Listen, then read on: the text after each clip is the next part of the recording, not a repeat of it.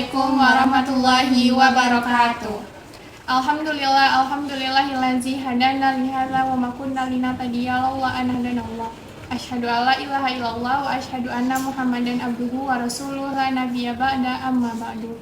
Puji syukur kita hadirkan buat Allah Subhanahu wa taala yang telah melimpahkan rahmat dan karunia-Nya kepada kita semua sehingga hari ini kita dapat melaksanakan penyuluhan. Salawat beriringan salam tak lupa-lupanya kita hadiahkan buat Allah junjungan kita yakni Nabi Muhammad SAW.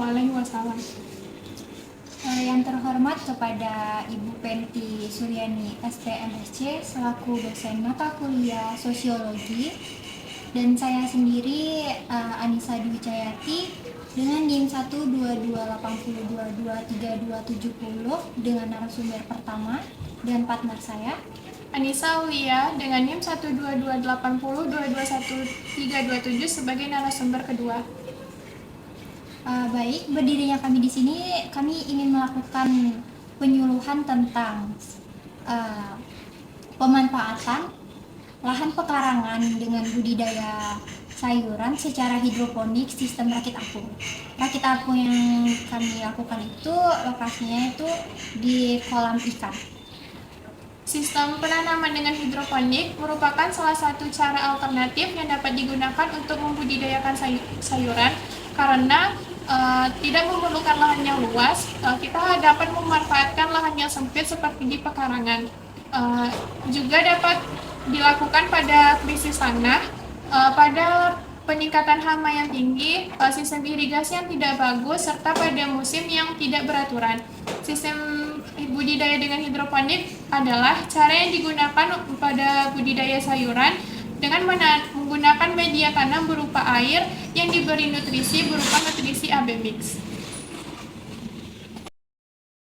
Baiklah, saya di sini akan menyampaikan apa aja sih yang disiapkan alat dan bahannya untuk pembuatan hidroponik sistem rakit apung tersebut.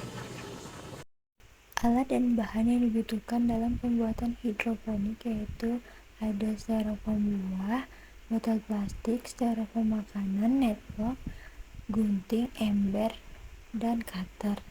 Lanjut, yaitu pipa paralon, rockwool, transbag, benih pakcoy, benih kangkung, sama nutrisi AB mix. Baiklah, jadi selanjutnya di sini kita akan menyampaikan bagaimana sih cara pembuatan larutan nutrisi AB mix. Yang pertama-tama kita siapkan larutan dengan 1 kilo nutrisi A dan B terpisah, lalu dimasukkan ke ember dan diberi air sebanyak 5 liter. Setelah itu, larutan tersebut kita masukkan ke dalam jerigen. Jerigennya itu terpisah antara larutan A dan larutan B. Baiklah, di sini saya akan menjelaskan gimana sih cara penanamannya. Penanaman dilakukan dengan cara mengambil bibit sayur pada gelas plastik ataupun netbox, kemudian dipindahkan ke dalam wadah ataupun styrofoam. Pada hidroponik sistem rakit apung di atas kolam ikan itu penanamannya itu dengan cara mengambil bibit tersebut lalu dipindahkan ke dalam ceting. Ceting tersebut udah berisi dengan arang, lalu ceting tersebut akan diapit oleh pipa paralon, styrofoam ataupun bambu. Kemudian jika sudah siap, styrofoam tadi itu akan dipindahkan ke kolam ikan tersebut. Selanjutnya di sini kita akan membahas bagaimana cara pemeliharaan hidroponik tersebut.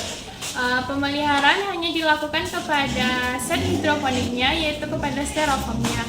Untuk kolam ikan tidak perlu dilakukan pemeliharaan apapun. Pemeliharaan yang dilakukan meliputi jumlah air harus disesuaikan, tidak boleh kurang dan tidak boleh berlebih.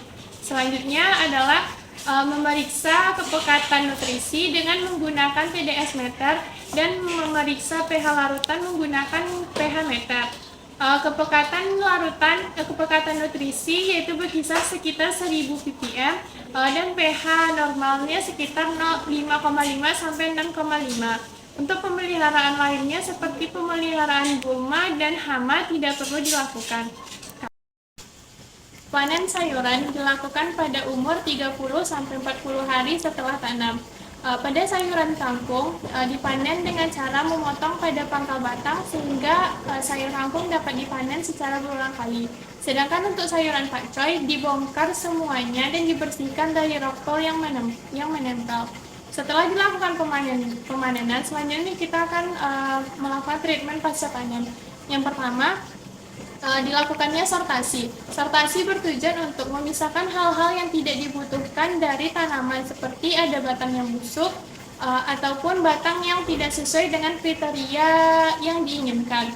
Selanjutnya dilakukan pencucian. Pencucian dilakukan dengan menambahkan larutan disinfektan yang aman bagi makanan. Hal ini bertujuan untuk membunuh kuman-kuman yang sekiranya masih menempel pada tanaman tersebut. Selanjutnya kita lakukan pengeringan. Pengeringan bisa dilakukan menggunakan rak. Tanaman sayuran tersebut digantung di rak-rak tersebut. Selanjutnya adalah pelakuan pengemasan. Jika tanaman sayuran dirasa sekiranya sudah kering, maka dilakukan pengemasan dengan pengemasan yang food grade atau pengemasan yang aman untuk makanan. Setelah sayuran dikemas, selanjutnya disimpan ke dalam ruangan yang bersuhu dingin, yaitu sekitar 1 derajat sampai 4 derajat Celcius untuk menjaga kualitas sayuran tersebut. Semoga dengan penjelasan tadi dapat bermanfaat bagi audiens yang mendengarkan dan dapat dipraktekkan di pekarangan rumah masing-masing sehingga kita semua bisa mendapatkan manfaat dari apa yang telah kami sampaikan tadi. Sekian dari yang dapat kami sampaikan. Jika ada kesalahan mohon dimaafkan. Assalamualaikum warahmatullahi wabarakatuh.